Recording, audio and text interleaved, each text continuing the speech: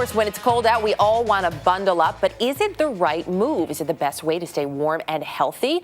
Just one of the myths that we are going to tackle this morning as we take a look at help keeping you both warm and healthy in these extremely cold temperatures.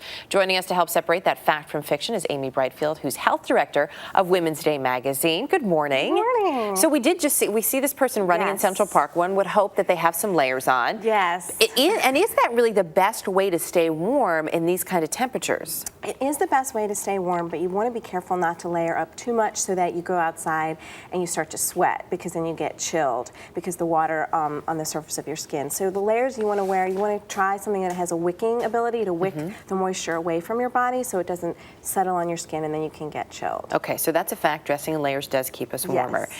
Now, fact or fiction on this one, does the cold give you a cold? Well, it could. You know, common wisdom, and it's true, that you get a cold by being exposed to the cold virus, and then it enters your body if you touch it and you touch your hand, your face, or your eyes, or your nose, or your mouth.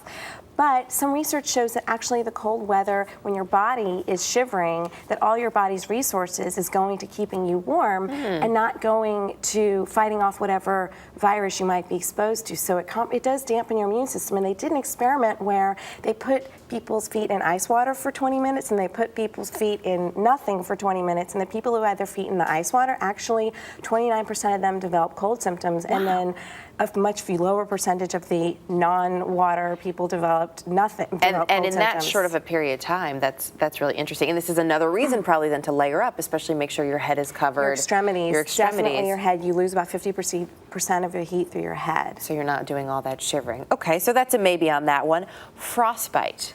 Can you really get frostbite in as little as 5 minutes? You can, especially when the weather is as cold as it is outside right now. When it's 10 below and it's really windy, it can happen in as little as 5 minutes. So whenever the temperature dips below zero, you don't want to go outside if you don't have to. And when it's above, about 10 degrees above, and it's really windy, you can get it in as little as 30 minutes. And that's not that long if you're standing outside, say in the city, waiting for the bus. And what happens is that your body diverts blood away from your extremities to keep your core warm, because it senses that you might be at danger for getting hypothermia, and your skin actually freezes. So that's why you see it most often then on your fingertips or your nose as that heat's going away. Because those are the places that you're exposed. So if you're going to go outside, you want to cover up. That's when you see people wearing face masks, because any piece of skin that's exposed, it's at risk for frostbite. I can remember wrapping my head in a scarf when I was at school in Boston, because of that wet wind is so cold that you really feel it on your face. The wind chill factor affects it. Gets you every time.